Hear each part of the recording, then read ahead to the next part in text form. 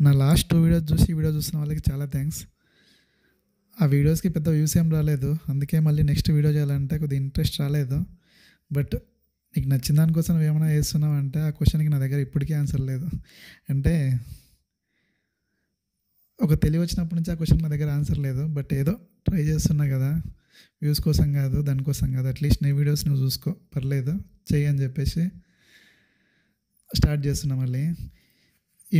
ఈ వీడియోలో నేను ఆడవారు మాటలు వీళ్ళ మూవీ గురించి మాట్లాడదాం అనుకుంటున్నా. ఈ మూవీ నాకు చాలా ఇష్టం. One of the favourite movies. ఈ మూవీలో హీరోయిన్ స్టార్టింగ్ ఒక లూజర్ లాగా చూపిస్తారు. అంటే స్టార్టింగ్ ఒక సీనే హార్డ్ రియాలిటీతో స్టార్ట్ అవుతుంది. సునీల్ ఇట్లా బస్ స్టాండ్లో ఉంటారు. వెంకటేష్, సునీల్ ఒక అమ్మాయి ఉంటుంది. అమ్మాయి వెంకటేష్ని చూస్తుంటే సునీల్ పక్కకి వెళ్ళి అంటాడు, మా వాడికి జాబ్ లేదు ఓకేనా అని చెప్పేసి. అప్పుడే అమ్మాయి వెళ్ళిపోతుంది. ఆ సిచ్యువేషన్లో అంటే కొద్దిసేపు అయిన తర్వాత సినిమా ప్రొసీడింగ్ కొద్దిసేపు అయిన తర్వాత ఒక సాంగ్ వస్తుంది లూజర్ అని చెప్పేసి. ఆ సాంగ్ అంతే చాలామంది నోటీస్ చేసిన వాళ్ళు తెలియదులే కానీ చాలా బాగుంటుంది. The person is a loser. He's lucky he's a loser. Nowhere to go, he's a loser.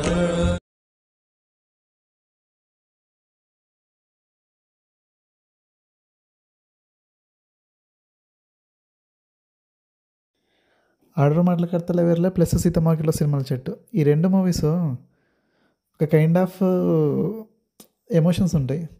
అంటే ఆడవారు మాటలు వేర్లే మూవీ ఒక ఫాదర్ సన్ కూర్చొని చూస్తే వాళ్ళిద్దరి మధ్యన ఏమేమి కాన్ఫ్లిక్ట్ ఉంటుంది కదా. ఒకటి అంటే నాన్నకి మనం ఏదో నిరూపించుకునే స్టేజ్లో లేకుండా, ప్లస్ ఒక తండ్రి మన నుంచి ఏదో ఎక్స్పెక్ట్ చేస్తుంటే దాన్ని మనం ఏమాత్రం డెలివరీ చేయలేని పొజిషన్లో ఉంటుంది చూడు. అలాంటి వాళ్ళు ఇద్దరు కూర్చొని ఆ మూవీ చూస్తుంటే ఆ లోపల ఇన్నర్ ఫీలింగ్ ఎట్లుంటుంది అని చెప్పేసి ఒక్కొక్కసారి అనిపిస్తుంది. ఇదే సేమ్ సీతమ్మకిలో సినిమాల చెట్టులో కూడా అందరి ఇంట్లో అని చెప్పలేనులే కానీ సీతమ్మకిలో సినిమాల చెట్లు బ్రదర్ బాండింగ్ ఉంటుంది కదా. అంటే తమ్ముడు మనుషులతో కలిసిపోతాడు, ఏదో ఒకటి చేయగలుగుతాడు, ఎట్లైనా బతకగలుగుతాడు. ఆ పొజిషన్లో తమ్ముడు ఉంటాడు.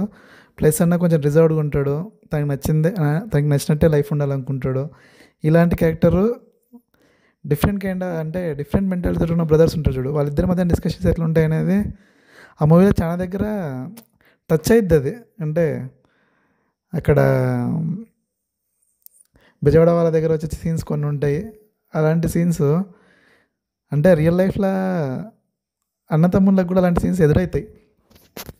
మేబీ 2000 to 2010 మధ్యలోనే చాలా వరకు జాబ్ చేసే వాళ్ళు వచ్చిండ్రు. అంటే అదొక జాబ్ చేసే వాళ్ళకి ఒక రెస్పెక్ట్ ఇవ్వాలి, వాళ్ళు కొద్దిగా మనకన్నా గొప్ప వాళ్ళు అనే ఫీలింగ్ స్టార్ట్ అవ్వడము అదే టైం నుంచి స్టార్ట్ అయింది అనుకుంటా. మేబీ నేను రాంగ్ అవ్వచ్చు. అండ్ అసలు ఫస్ట్ ఒక హాఫ్ అన్ అవర్ మేబీ వేరే ఏ మూవీస్ అంత కనెక్ట్ చేయలేదు. అంతకుముందు వచ్చిన మూవీస్ కూడా ఉన్నాయేమో జాబ్ మీద నాకు తెలీదు. బట్ ఒక ఫస్ట్ 20 minutes బాగా కనెక్ట్ అవుద్ది. ఒక జాబ్ లేకుండా ఒక లూజర్ ఎట్లుంటాడు, వాడిని ఎవడు పట్టించుకోడు అనే విషయాన్ని చాలా క్లారిటీగా చూపిస్తాడు. తర్వాత లవర్స్ ఫస్ట్ సైట్ కాన్సెప్ట్ ఏదో చూసి చూడంగానే లవ్లో పడడం లాంటిది వెంకటేష్ జరుగుతుంది. బట్ హీరోయిన్ కూడా అట్లే పడుతుంది చాలా మూవీస్లలో. అది కాకుండా ఆ సాంగ్ మొత్తం ట్రావెల్ చేస్తాడు. మీరు ఆ సాంగ్ విన్నారనుకో స్టార్టింగే కెన్ యూ ఫీల్ హెర్ అని వస్తుంది. మేబీ వేరే దాంట్లో అయితే హీరో ఏదో అట్లా ఉంటుంది ఇట్లా ఉంటుంది అని చెప్పేసి ఒక డైలాగ్ కొట్టచ్చు. బట్ రియల్గా కెన్ యూ ఫీల్ హెర్ అనేది ఒక చిన్న మ్యాజిక్ క్రియేట్ చేస్తుంది. ఆ వర్డే చిన్న మ్యాజిక్ క్రియేట్ చేస్తుంది. ఆ సాంగ్ మొత్తం మీరు ఒకసారి వినండి. త్రిషన్కనే ట్రావెల్ చేస్తూ ఉంటాడు. జస్ట్ ఒక ట్రాన్స్లా ఇంకేమీ తెలియదు, నాకు ఈ ప్రపంచం ఏం తెలియదు, ఆమె ఒక్కటే కనిపిస్తుంది అనే ఫీలింగ్లో ఉంటాడు ఆ సాంగ్ మొత్తము. తర్వాత వెళ్ళిపోతాడు, వాడు ఆఫీస్ చూస్తాడు. వాళ్ళ ఆఫీస్ నేమ్ తోటి వేకెన్సీస్ పడ్డాయని చెప్పి చూసుకొని మళ్ళీ ఇంటర్వ్యూకి వెళ్తాడు. ఇంటర్వ్యూకి వెళ్ళాక ఆ సీన్ ఉంటుంది, ఆ జాబ్ వస్తుంది. ఓకే, ఇదంతా ఓకే. జాబ్ జాయిన్ అయిన తర్వాత త్రిషన్ అని చూస్తుందా లేదని చెప్పి ఒక ఈగర్నెస్ చూపిస్తాడు. అంటే మాటికి చూడడము, చూసిందేమని ఫీల్ కావడము, పక్కన వాళ్ళని అడగడము, ఇలాంటివి చేస్తుంటాడు. మీరు మూవీని ప్రాపర్గా గమనించింటే సెకండ్ హాఫ్లో ఇదే సీన్లో త్రిష ఉంటుంది. అంటే వెంకటేష్ కింద ఏదో పిల్లలతో ఆడుకోవడానికి ఇట్లా వస్తాడు. వెంకటేష్ వాయిస్ వినగానే త్రిష అప్పటికి సెకండ్ హాఫ్లో త్రిష వెంకటేష్ని ఇష్టపడడం కొద్దిగా స్టార్ట్ చేసినాక చూడొద్దు అనుకుంటా సడన్గా పోయి చూస్తుంది త్రిష. ఫస్ట్ హాఫ్లో వెంకటేష్ ఏమో చాలా ఈగర్గా చూద్దామని చూస్తాడు. సెకండ్ హాఫ్లో అదే సీన్ని అంటే పే ఆఫ్ అంటారు కదా, పర్ఫెక్ట్ పే ఆఫ్ అని, అదే సీన్ని సెకండ్ హాఫ్లో త్రిష వెంకటేశ్వర చూసే దగ్గర చూపిస్తాడు. ఈ సీన్ మాత్రం నాకు చాలా ఇష్టం. ఈ సినిమాలో పే ఆఫ్ సీన్స్ చాలా ఉంటాయి. అంటే ఏదో ఒక దగ్గర అదే సీన్కి ఇంకో దగ్గర ఆన్సర్ లాగా. స్టార్టింగ్లో కోట శ్రీనివాసరావుతోటి వెంకటేష్ ఇట్లా చిన్న గొడవ పడ్డప్పుడు, నీ వేసుకున్న కడ్రాయర్ కూడా నీది కాదురా అని చెప్తాడు. తర్వాత మధ్యలో ఆస్ట్రేలియాకి పోయేటప్పుడు ఇట్లా బట్ట సర్దుకుని చెప్తాడు, I'm flying to Australia man, my own కడ్రాయర్స్ అని చెప్పి ఇట్లా చూపిస్తాడు. అవి కొంచెం మంచిగా అనిపిస్తాయి అవి. ఇంకా సునీల్ శ్రీరామ్ ఫ్రెండ్షిప్ ఇది కొంచెం బాగుంటుంది. ప్లస్ ఆస్ట్రేలియా పోర్షన్ నాకు అంతేం ఎక్కదు, జస్ట్ ఏదో చిన్న లైట్ అనిపిస్తుంది అంతే. తర్వాత అక్కడికి పోయిన తర్వాత చెప్తాడు, నేను లవ్ చేస్తున్నాను చెప్తాడు, ఆమె వద్దంటుంది. ఇక్కడికి వచ్చిన తర్వాత ఇక ఇంత కోట శ్రీనివాసరావు వెంకటేష్ మధ్య సీన్స్ పడ్డాయంటే టీఎఫ్ఐలో best father and son bonding అంటే మేబీ ఇంతలే కనిపిస్తుందేమో. ఇంకా వెళ్ళొచ్చిన తర్వాత లవ్ ఫెయిల్ అయిందని చెప్పి ఇంత కూర్చుంటే తండ్రి చూడలేక త్రిషం పోయి అడగడము, అక్కడ చిన్నగా చేయి తగలడము, ఇంటికి వచ్చిన తర్వాత అప్పుడు ఒకసారి తాగడం వల్ల నెక్స్ట్ మార్నింగ్ చనిపోతాడు. చనిపోయినాక వెంకటేష్ యాక్టింగ్ ఉంటుంది, ఒక 2 minutes 3 minutes ఉంటుంది. ఆ యాక్టింగ్ మాత్రం ఇప్పుడు దాకా నెవర్ బిఫోర్ ఎవర్ ఆఫ్టర్ అన్నట్టే ఉంటుంది. ఇంకా ఎవరు అంత పర్ఫెక్ట్గా చేయలేదు. ఇంకా ఒక తండ్రి చనిపోయినప్పుడు అంటే మన క్లోజ్ ఉండే ఎఫెక్షన్ బాగుండే వాళ్ళు ఒకరు చనిపోతే ఆ మిస్ అయిన ఫీలింగ్ ఎంత ఉంటుందని చెప్పి బాగా చూపిస్తారు. ఆ ఫేస్లో ఎక్స్ప్రెషన్ బాగుంటుంది. ప్లస్ అయింత ఒక 5 minutes 10 minutes పోర్షన్ ఉంటుంది. బాగా పిక్చరైజ్ చేసి ఉంటుంది దాన్ని అయితే. ఆల్మోస్ట్ ఫస్ట్ హాఫ్ ఎండ్ అవుతుంది ఈ స్టోరీ వరకే. అప్పుడు ఒక చిన్న ట్విస్ట్, అంటే నేను ఆ టైంలో ఎక్స్పెక్ట్ చేయలేదు. శ్రీరామ్ వాళ్ళ ఊరికి దొరకపోదామని చెప్పి వెంకటేశ్వరం దొరకపోతే అప్పుడు త్రిష మరదలని తెలుస్తుంది. నాకు అప్పుడు అది పెద్ద ట్విస్ట్ లాగానే అనిపించింది. మరి అప్పుడు చూసిన వాళ్ళకి అది అనిపించిందో లేదో తెలియదు, కానీ చాలా పెద్ద ట్విస్ట్ అనిపించింది. తర్వాత అలా ఫ్యామిలీ స్టోరీ స్టార్ట్ అయింది. ఆ థర్డ్ సినిమా ప్లస్ అడవి మాటలు వెళ్ళే కొంచెం సిమిలారిటీస్ ఉంటాయి. దాంట్లో ఊరు గొడవలు, దీంట్లో ఊరు గొడవలు. అక్కడ త్రిష ఇమ్మెచ్యూర్డ్, ఇక్కడ మెచ్యూర్డ్. అంటే అడవి మాటలు వెళ్ళే మెచ్యూర్డ్ అని కొన్ని సీన్లలో దీంట్లో కూడా ఉంటుందిలే. కొన్ని సిమిలారిటీస్ ఉంటాయి. ఆ జాతర ఫైట్ కానీ అది కానీ, ప్లస్ ఆ తాత క్యారెక్టర్ అక్కడ నాజర్ ఉంటాడు, ఇక్కడ కే విశ్వనాథ్ ఉంటాడు. కొన్ని సిమిలారిటీస్ అనిపిస్తాయి. బట్ ఈ సినిమాలో అంటే రెండిట్లో ఎమోషన్స్ బాగుంటాయి. అంతే దాంట్లో నాతో కొన్ని సీన్స్ ఉంటాయి, అవి బాగుంటాయి. దీంట్లో కొన్ని సీన్స్ ఉంటాయి, దీంట్లో బాగుంటాయి. సెకండ్ హాఫ్లో త్రిష వాళ్ళ ఇంటికి పోయినప్పుడు ఇంటి దగ్గర వాళ్ళ ఫ్యామిలీ మెంబర్స్ అంతా వచ్చి త్రిషకి తినిపించడము, అది చెప్పడం ఇది చెప్పడం చూస్తాం. ఆ సీన్ చూసినప్పుడు నిజంగా పే ఆఫ్ అనిపిస్తుంది. అంటే త్రిష ఫస్ట్ హాఫ్లో ఎందుకంత రిజర్వ్డ్గా ఉందనే దానికి, అంటే అంతమంది లవ్ చూపిస్తున్నప్పుడు వాళ్ళందరూ నేను ఒకరిని లవ్ చేస్తే వాళ్ళందరూ పరువు ఏం కావాలంటే వాళ్ళ సిచ్యువేషన్ ఏందని చెప్పి ఆలోచించి అలా ఉందనే ఫీలింగు కనిపిస్తుంది అక్కడ. ఈ సినిమాలో కొన్ని సీన్స్ ఉంటాయి, దాన్ని వెంకటేష్ మాత్రమే చేయగలుగుతారు అన్నట్లుంటాయి. ఫస్ట్ హాఫ్లో సాంగ్లో ఆ లూజర్ సాంగ్ ఒకటి నడుస్తుంటుంది. ఆ సాంగ్ల మధ్యలో వెంకటేష్ డోర్ ఓపెన్ చేసి టాయిలెట్ వస్తుంటాడు. ఆ టైంలో కోట శ్రీనివాసరావు చీపులు తీసుకొని ఎగ్గుతాడు. ఇలాంటివి. ప్లస్ సెకండ్ హాఫ్లో పిత్తులైతే సీన్ ఒకటి ఉంటుంది. అంటే వాళ్ళ ఫ్యామిలీ దగ్గరికి పోయినప్పుడు మార్నింగ్ లేచి అందరూ ఇట్లా వాకింగ్ చేస్తూ ఉంటారు, పిత్తులు ఎత్తుతూ ఉంటారు, అదొకటి. తర్వాత వాళ్ళు అందరూ అయితే వెళ్ళి కూర్చున్నప్పుడు ఉంటుంది ఆ సీన్లో. అయితే వెంకటేష్ కూర్చొని ఉంటాడు, అక్కడ కూర్చుంటాడు, వెనక నుంచి ముందుకు వస్తుంటాడు. సెకండ్ హాఫ్లో త్రిషకి వెంకటేష్ మీద ఫీలింగ్స్ క్రియేట్ కావడానికి కొన్ని సీన్స్ ఉంటాయి. అది ఒకటి వాళ్ళ ఫ్యామిలీ కోసం అని చెప్పి గొడవ పడతాడు, అదొక సీను. సెకండ్ వీళ్ళ ఫ్యామిలీ మొత్తం కూర్చున్నప్పుడు పాట పాడే సీన్ ఒకటి వస్తుంది. అప్పుడు శ్రీరామ్ని పాట పాడమంటే, అంటే నీ పెళ్ళాన్ని దాచుకొని పాట పాడంటే తను వాళ్ళేక వెంకటేష్ చెప్తాడు, అదిగో చూడరా కీర్తి ఎంత అందంగా ఉంది, తన గురించి ఒక పాట పాడంటే సాంగ్ వస్తుంది, అల్లంత దూరం నా తారక అని చెప్పేసి. ఈ సాంగ్లో లిరిక్స్ ఎంత స్ట్రాంగ్ ఉంటాయంటే నిజంగా ఒక అమ్మాయిని లవ్ చేస్తే వాడు ఏ లెవెల్లో ఫీల్ అవుతుంది అనేది ప్రతి లిరిక్లో వస్తుంటుంది. అది మీరు గమనిస్తే ఫస్ట్ హాఫ్లో ఏమైంది ఈవేళ సాంగ్ ఉంటుంది, ఏమైంది ఈవేళ సాంగ్. ఆ సాంగ్ లోపల ఫీల్ అవుతాడు, ఈ సాంగ్లో బయటికి చెప్తాడు. నిజంగా ఆ ఫీలింగ్స్ అన్నీ బయటికి చెప్తే తనకి ఎంత అంటే వీడు నన్ను ఎంత ప్రేమిస్తున్నాను చెప్పేసి అర్థమైద్ది. ఆ సాంగ్ ప్రొసీడ్ అవుతున్న కొద్దీ త్రిష వెంకటేష్ని చూడడం స్టార్ట్ చేస్తుంది. అంటే తన అటెన్షన్ క్రియేట్ చేయడం స్టార్ట్ చేస్తుంది. తను చూస్తుండా లేదా అని చెప్పి ఒక అటెన్షన్ క్రియేట్ చేస్తుంది. ఈ సాంగ్ అయిపోయిన తర్వాత నెక్స్ట్ షాపింగ్ మాల్ సీన్ ఒకటి ఉంటుంది. ఆ షాపింగ్ మాల్లో అందరూ అంటే బట్టలు కొనేటప్పుడు జస్ట్ క్యాజువల్ అడుగుతారు, కీర్తికి ఈ సారీ అయితే బాగుంటుందని చెప్పి. అప్పుడు ఆ చిన్న ఎలివేషన్ ఉంటుంది త్రిషకి.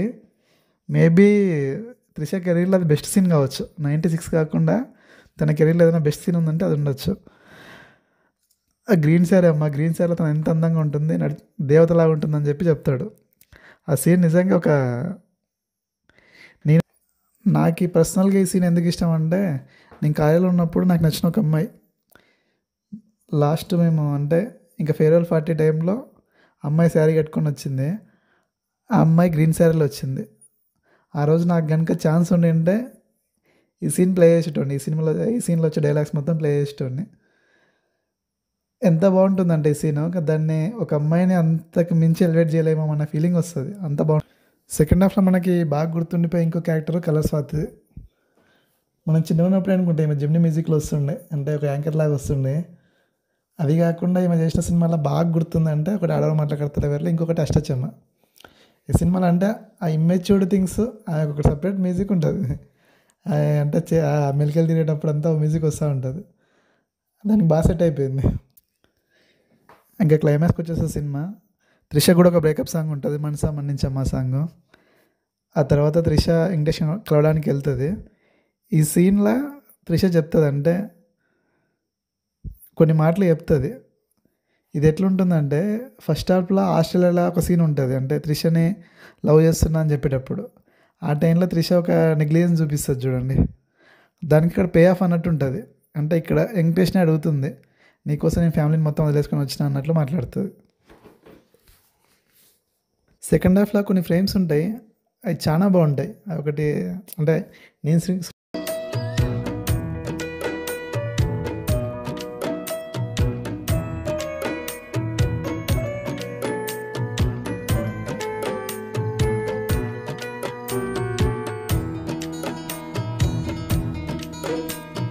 90s కిడ్స్కి ఒక అదృష్టం ఏంటంటే వాళ్ళు కొద్దిగా ఏజ్ వచ్చిన తర్వాత మ్యాక్సిమం బెస్ట్ ఫ్యామిలీ ఎంటర్టైనర్స్ మొత్తం ఆ టైంలోనే వచ్చాయి.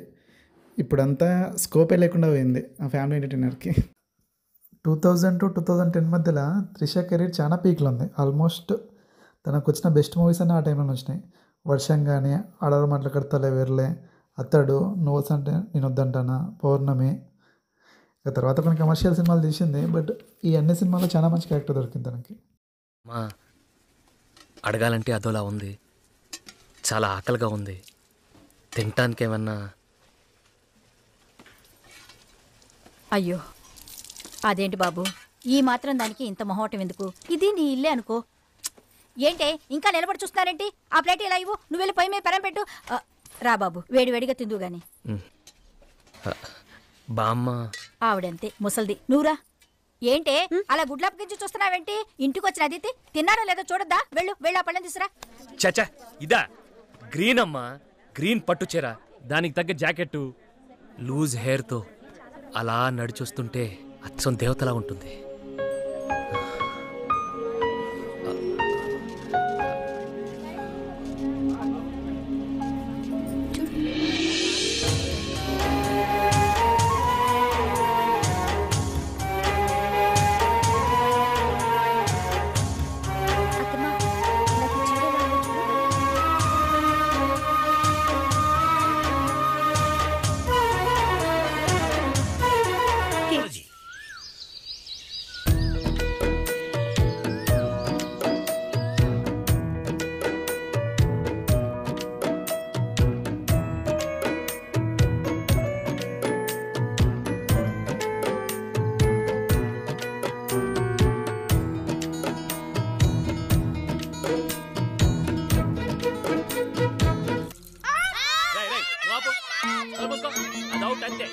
నేను ఎంపైర్ని, నా మాట వినాలందరూ. ఓకే, నువ్వేం ఆడుకుంటావు? రే అంత ఫాస్ట్గా ఎదురా వాడికి, స్లో బౌలింగ్ అయినా. ఓకే ఓకే, ఇంకా 2 more balls, 4 runs to win.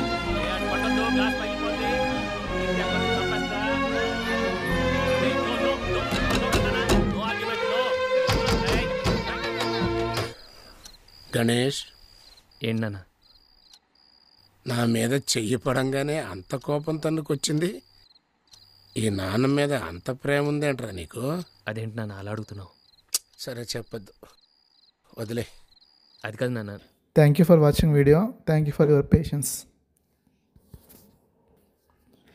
Thank you for watching video.